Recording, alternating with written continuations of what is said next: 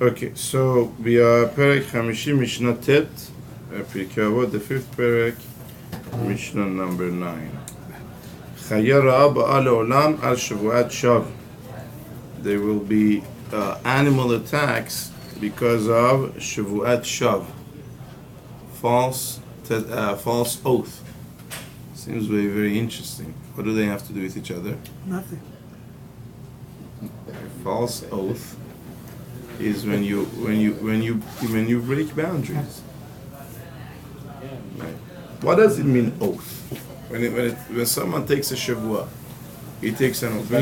That means he certifies the truth of this that is being said with the truth of God. Just as Almighty is true, the truth of His existence, so we strengthen this idea that is being testified with the truth of Almighty. So somebody takes a false oath, he's breaking boundaries. He's, stepping into the realm of Almighty, if you will, where he doesn't belong. He's questioning Almighty. Now, there is a natural distance that wild animals have from communities. Right? Naturally, they don't come into Yishuv. They do not come into cities, into urban areas, unless they are pushed into it. Unless they are pushed into a city, wild animals do not come in. Right? Wild animals doesn't necessarily mean those dangerous animals that would devour a person or whatever, tiger or whatever, even deer. Right? They don't come. They have a natural draw away from people. That's the difference we said another time between a domesticated animal and a wild animal. They don't belong with humans. They don't thrive, and they themselves have that sense. Animals are not drawn to cities. Again, unless they're pushed because of loss of habitat or everything. However, you have sometimes this phenomenon where you see an animal does come and does attack. So it says one of the things is shavuat shav and chilul Hashem. And I explained that's what I think is midah keneged midah, and also chilul Hashem when there is chilul Hashem. Galut ba leolam. You have wandering. Says Mishnah al avodat kochavim rachmana litzlan, where there is idol worship, ve'al gilui arayot, and adultery or incest, ve'al shefichut damim, and murder, ve'al shemitat ha'aretz, and on shemitat ha'aretz, when the mitzvah of shemitah is not done. So then there is galut, because people Shemitah is they lose their right to the land, and the other three is, galut is considered, life of a wanderer is no life. It's very, very difficult for a person to feel alive, to feel functioning when he doesn't belong. It's very, very difficult. Different averot, different category of averot. Those three, you're right. I don't know. You have four times of the year where dever epidemic is likely.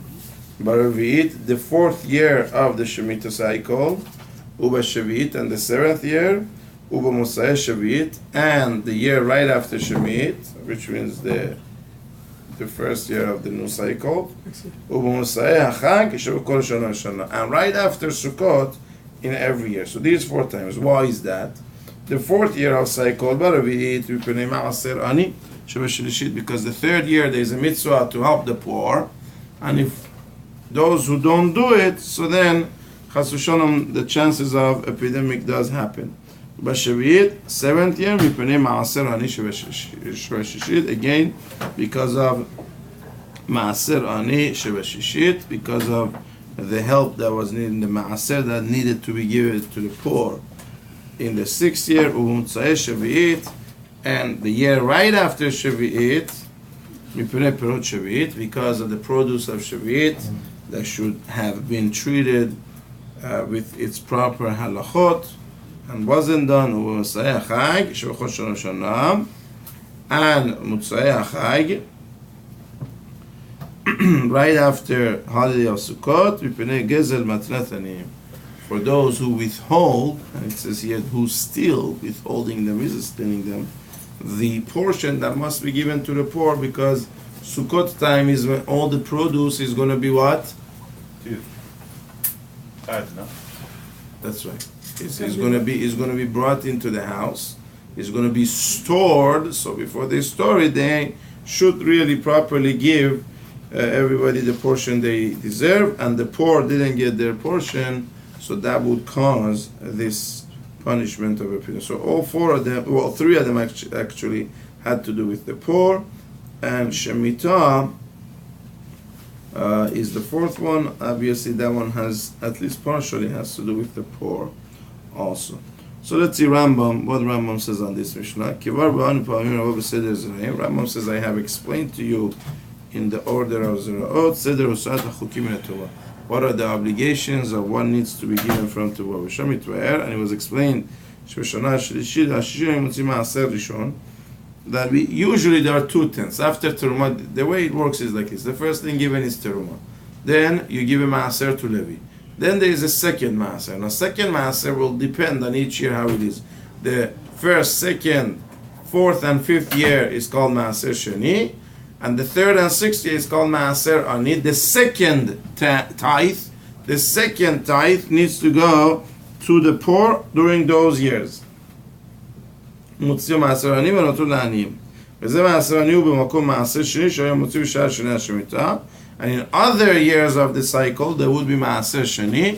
מעשר שני is for the person himself or his family. He takes it to Yerushalayim, he shares it with others also. He shares it in Yerushalayim with the poor also, but it belongs to himself. The point is to go to Yerushalayim and use it up in Yerushalayim. It's like you paid sabbatical. You go there on a sabbatical, you stay in Yerushalayim, you learn Torah, you connect with the Kohanim who work in Bet HaMikdash.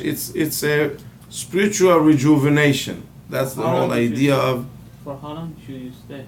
As long as the food lasts. As long as... Right? The Chinuch explains, imagine, usually how does it work? We're talking about that time, especially that the society was agricultural. Right, so that was most of the economy was agriculture, right, and farming, and they had animals that also they would take meat, they would take, live animals with them to Yerushalayim, or the money. If it was difficult, they would turn it into cash, and you take the cash to Yerushalayim, and you use up the cash till it's used up. So he says, imagine you have 5 brothers working with each other. They have a field, they plant wheat. Let's stick to the most simplest case. So how much wheat would they have? 10 ton? 10 ton of wheat they have. So after you take terumah and 1/10, then you have to take the second 10.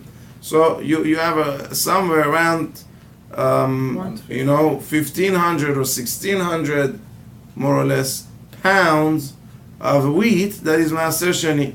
So they would send one of the 5 brothers to Yerushalayim. It will take a good 6, 7, 8 months to go through that. So he has a paid sabbatical that year. Next year they will send another brother. This way the families together every once in a while, right? They have, each family goes with his wives and children, and he's in Yerushalayim. He's basically what we would call kollel. He's a paid kollel. All his needs are there.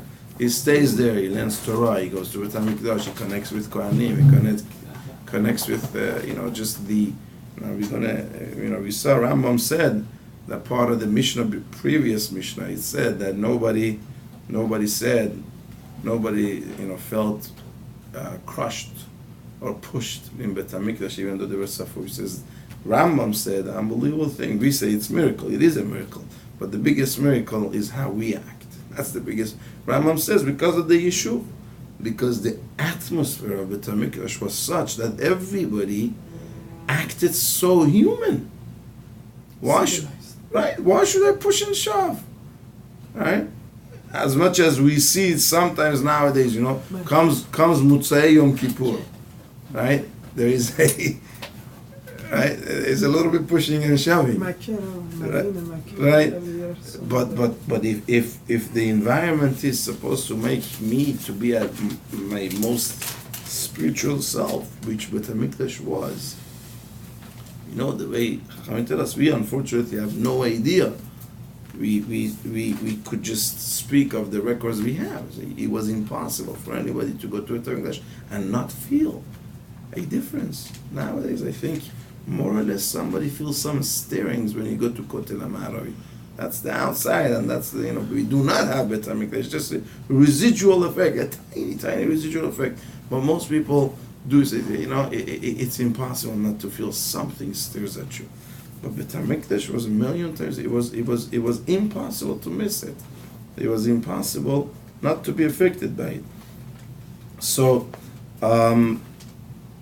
being there for an extended amount of time, 8 months or 9 months, whatever it was, do go and participate in Beit HaMikdash, bring Korban Shalomim, do spend time with Kohanim who are given the task of teaching the Jewish nation. As much as we know their task is to work in Beit HaMikdash, that was a small portion of their time.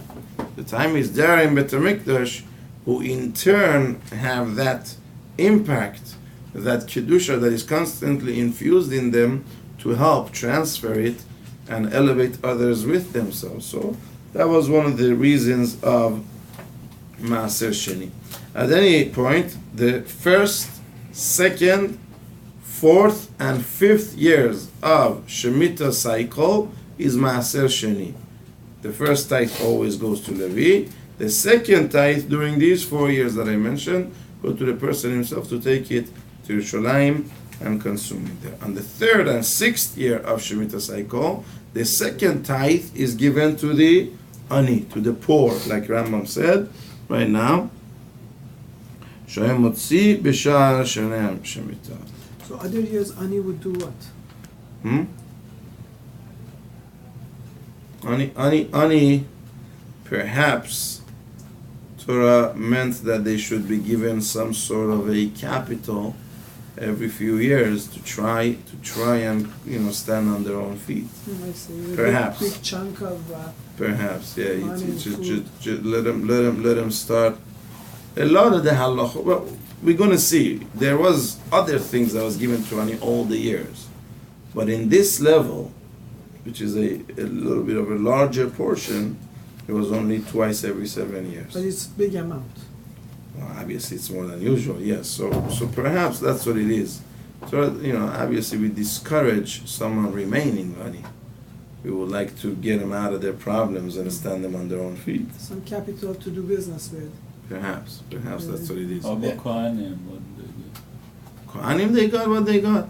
Kohanim, they got terumah, and they had matanot kiuna. They got the shalomim that they was in Beit HaMikdash. Maaser from Levi. They got terumah to maaser from Levi, maaser min maaser. There was no restriction on the maaser ani.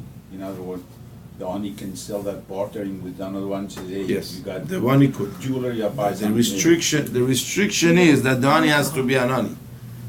And the halachot, who let's is speak up. considered ani that could receive matanot aniyim? Who is considered ani?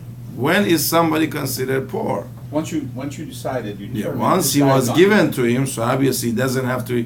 He was given half a ton of cucumbers. He doesn't Right. have to sit down and eat cucumber for the next 6 months. He doesn't have to give it to an aniyim himself. No, he He's could got- sell it. He can barter it. that, and He could sell it, that's barter it, important. change the It's not money. like That's the other Well, Trumot. you just have to- Teruma also could be changed, but Teruma could be only given to Kohen. That's right. Right, but Yeah. over here, this was free bartering. That's right. Now, the next thing, Matanat Aniyim, where he says, so the fourth thing is Matanat Aniyim, that's Sukkah every year. So the poor were helped every single year. It's just that third and sixth year was a bigger portion. So what is that? Matanat Aniyim, Hem Leket, Shicha, V'Apeh.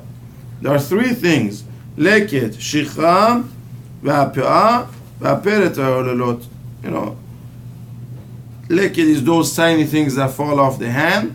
You know, if it's a significant amount, you pick it up. But if a tiny thing falls off of your hand, you don't go back pick it up. Shikha, the same thing. If somebody forgot to harvest a small amount, if it's a very small amount, you don't go back harvest it. Isn't it a bundle? Less than a bundle. No, forgot a bundle behind him. Then he goes back. For a bundle, he Oh, goes he pick it does? up. Less than a bundle, it says Over two, Is that right? also- Over two. Right. I thought shekha. shikha. That's what I remember. Anyway, but pe'ah is something you just leave it. Intention. The other two, right? Some of them are just so small and insignificant. Don't. The produce that is not so good. It's just the case of grapes is it doesn't have shoulder. And, you know, you look at a cluster of grape. Cluster of grape goes up like this. It has a shoulder. Those grapes that are so thin, so little grapes that go down straight, that you don't pick. Leave it for Aniyim. It's just not worth it. Why? Alilot and melilot. That's right. Shem bo ketef ve'en lo netef. So That's parrots? that's parrot. No, that's olelot. That's What? olelot. Oled is a small one that's by itself, right? Yes. What's parrot? Habbe. Hmm. Parrot? Now, parrot, I think, is the same thing, but by produce, Oh. not by grapes. So, ki b'chag yeshalem ze kula. The time of Sukkot is the time where all the produce is already bringing in to be stored. Ki kivan ishlam esek adam. Already the work on the land is done.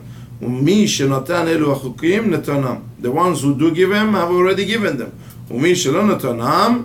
Those who haven't given them chas v'shalom gezalam. So they're already considered to have stolen them. It's very, very interesting. On the third and sixth year, you give to the ani.